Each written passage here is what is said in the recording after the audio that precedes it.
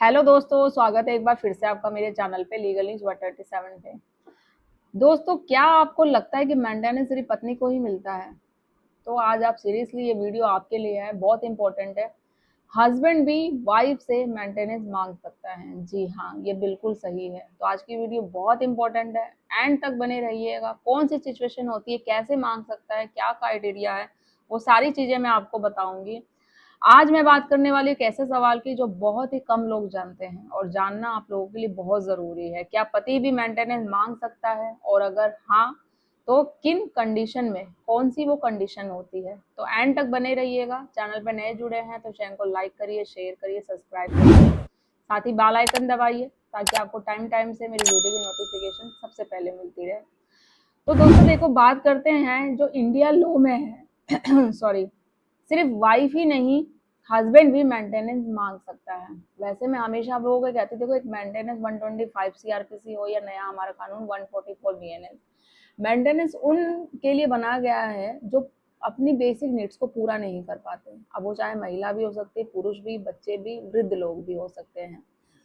But आज की situation को देख के महिलाएं क्या सोचती है, वो पत्नी जो झूठे केसेस करती है, वो बहू है जो झूठे केसों में अपने सास ससुर को, पति को, पूरे परिवार वालों को फंसा देती। तो उनके लिए, उनको लगता है कि ये जो मेंटेनेंस का कानून है, पैसे मांगना पति से, हमारे लिए ही बना हुआ है।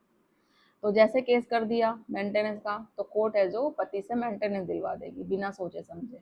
तो ऐसा बिल्कुल नहीं है, ये सिर्फ एक गलतफहमी होती है। मेंटेनेंस जो पूरी तरीके से अपने पार्टनर में निर्भर हो, वो अपनी बेसिक जरूरतों को पूरा नहीं कर पा रहा हो, तो उसको दिया जाता है। सारी चीजें देखी जाती है, सब चीजों को देख के ही डिसाइड किया जाता है, मेंटेनेंस ऑर्डर पास होता है। अब अगर मान लो, जैसे मैंने बताया कि सिर्फ वाइफ ही नहीं, हस्बैंड भी मेंटेनेंस मांग सकता है, लेकिन हर केस में ये नहीं होता है, कुछ कंडीशन होती है। तो ध्यान से सुनिएगा। अगर वो कंडीशन, क्या पता अगर आपसे रिलेटेड हो, आपके केस में भी ऐसा ही हो, तो आपको फायदा मिल सकता है। तो पति को मेंटेनेंस तब मिल सकता है जब, कौन से पॉइंट है, वो खुद अर्न नहीं कर रहा हो, पति जॉब नहीं कर रहा हो, फाइनेंशियली डिपेंडेंट हो, वाइफ उससे ज्यादा कमा रही है, ठीक है। यानी अगर वाइफ फाइनेंशियली बहुत ज्यादा स्ट्रोंग है और हस्बैंड वीक है, तो कोर्ट हस्बैंड के फेवर में भी जा सकता है। मान लीजिए, फॉर एग्जाम्पल मैं बताती हूँ आपको कि एक कपल है, वाइफ हाई सैलरी जॉब में है, बहुत अच्छी खासी उसकी सैलरी है, हस्बैंड जॉबलेस है, वो जॉब ही नहीं करता। अब डिवोर्स या डिस्प्यूट होता है दोनों में, तो क्या होगा? कोर्ट ने ये नहीं देखेगा कि मेल है या फीमेल, कौन है ये। कोर्ट हमेशा किसी के फेवर में नहीं होता कि महिला के फेवर में ज्यादा है, पुरुष के फेवर में नहीं है, ऐसा नहीं।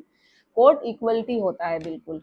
तो कोर्ट देखेगा किससे जरूरत है। अगर ऐसी सिचुएशन में पत्नी ने कर दिया भाई कि पति तो वैसे ही बेरोजगार है, पति अच्छी खासी, पत्नी है जो जॉब कर रही है, अच्छी खासी उसकी सैलरी है, तो वो मेंटेनेंस का केस करेगी, तो कोर्ट ये थोड़ी ना वो देखेगा, हाँ भाई महिला है, इसने मेंटेनेंस केस किया है तो उसको मेंटेनेंस दिला दिया जाए, भले भले पति बेरोजगार हो।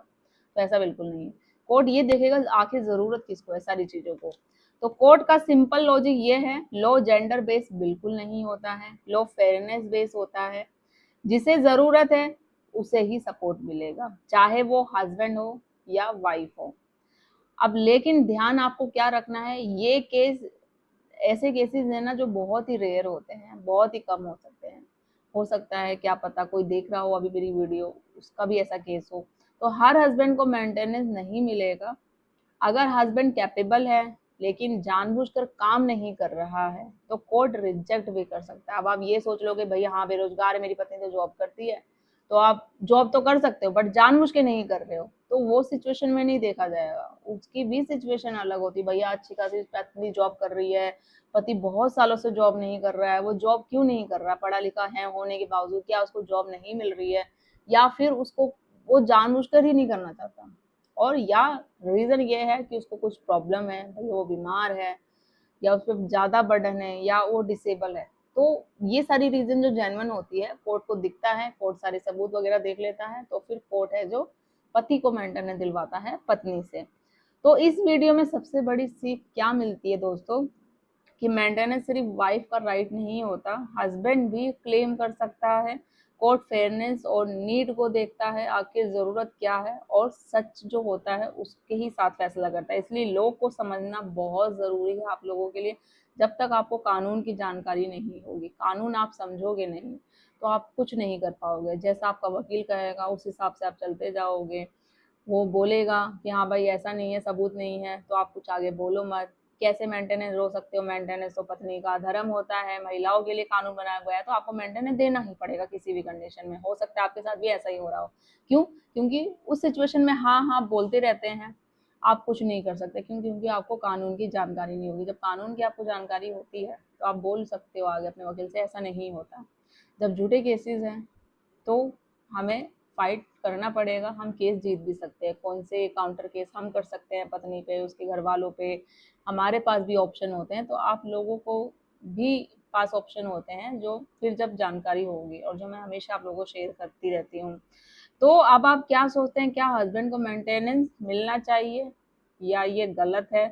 कमेंट में ज़रूर बताइएगा। और ऐसे ही लीगल अपडेट के लिए मेरे चैनल पे हमेशा बने रहिए। आप जैसे लोग जो पीड़ित हो, आपके घर में, फ्रेंड सर्कल में, रिश्तेदारों में, आपको पता है, देखो जब शादी होती है ना तो लोग यही समझते हैं कि चलो भाई, माँ बाप ये समझते हैं हमने अपने बच्चे की शादी कर ली, अब उनका फ्यूचर सिक्योर हो जाएगा। बट किसी को कुछ पता नहीं होता, कभी एक इंसान एक ऐसा गलत आ जाता है ना लाइफ में, तो उससे बाहर जाना ही बेहतर होता है। अब आपने बहुत कोशिश कर ली, एड़ी चोटी का जोड़ लगा लिया, नहीं बन पा रहा है रिश्ता, कंटिन्यू नहीं हो पा रहा है, झूठे केसेस लगाए जा रहे हैं, वहाँ पत्नी लगा रही है, पति वहाँ लगा रहा है, एक दोनों दूसरे पे भरपूर के लगा रहे हैं एलिगेशन। तो इससे क्या हासिल होगा? पत्नी चाह रही है मैं पति को सबक सिखाऊं, पति चाहता है मैं उसको सबक सिखाऊं। आपको सबक ही सिखाना है, वो दोनों आप लोगों की जिंदगी खराब हो गई। और अगर आप ये सोचो कि अगर आपके बीच में बच्चा है तो उसका फ्यूचर क्या होगा, एटलीस्ट आप अपने बारे में नहीं, उस बच्चे के बारे में तो सोचो। उसका फ्यूचर आखिर क्या होगा? कल जाकर उसको भी कोर्ट बुलाया जाएगा, उससे भी क्वेश्चन किए जाएंगे। तो वो चीजें हैं। और अगर बच्चा छोटा है, अगर माँ के पास रह रहा है, फादर के पास रह रहा है, किसी के पास भी रह रहा है, तो फिर भी देखो, एक बच्चे का प्यार जो माँ बाप दोनों के लिए बहुत ज़रूरी होता है। ठीक है? तो सारी चीज़ों को सोचो, एक बार परखो कि क्या एक आप रिश्ता एक चांस और दे सकते हैं। अगर नहीं, बहुत सालों से सेपरेशन है आपका, आप एक दूसरे को देखना ही नहीं चाहते हैं, अति हो गई है बहुत ज़्यादा, तो बेस्ट ऑप्शन यही है, आप कोर्ट में प्रूव कर दो। ठीक है? किस तरीके से, तो सुप्रीम कोर्ट भी जाओ। अगर फैमिली कोर्ट आपकी नहीं सुन रही, हाई कोर्ट नहीं सुन रही, सुप्रीम कोर्ट के पास पावर होती है आर्टिकल 144 के तहत। अगर कोर्ट में आप प्रूव कर देते आपकी शादी बिल्कुल खत्म हो चुकी है, आप नहीं रहना चाहते हो, तो वहां जाके बात को खत्म करो। बढ़ाने से कुछ नहीं होगा, सिर्फ आपका ही नुकसान होगा। तो आई होप आप चीज़ें मेरी समझते होंगे जो मैं आपको गाइड करती हूँ। तो आपको वीडियो मेरी कैसी लगती है ज़रूर बताइएगा। तो जल्दी मिलूंगी मैं कैसा ही इंफॉर्मेटिव वीडियो के साथ। तब तक के लिए